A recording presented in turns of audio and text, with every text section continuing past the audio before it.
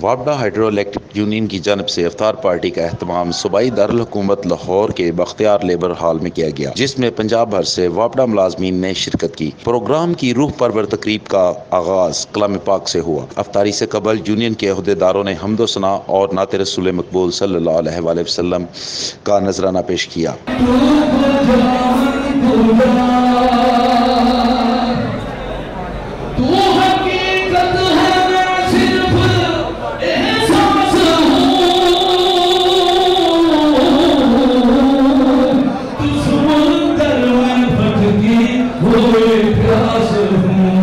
اس تقریب میں hydro electric union کی اعلیٰ قیادت نے شرکت کی، جس میں Nosher Khan chairman water wing, general secretary hydro electric union Sher Muhammad Khan secretary hydro electric union, Malik Ejaz chairman building circle, Malik Jafar divisional chairman building circle, Faisal Shah secretary hydro electric union اور خورشید عباسی شامل تھے۔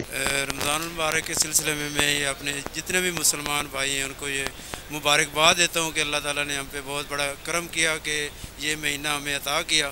اور دوسرے لفظوں میں یہ کہ پاکستان وابڈا ہائیڈرو الیکٹرک ورکر یونین ہمیشہ مزدوروں کا خیال رکھتی ہے، اور آج انہوں نے ایک بہت ہی خوبصورت افطار پارٹی کا اہتمام کیا۔ ان کا ہم شکریہ ادا کرتے ہیں کہ انہوں نے ہر موقع پہ مزدوروں کو یاد رکھا اور مزدوروں کے حقوق کے لیے ہمیشہ جدوجہد کرتے رہے ہیں۔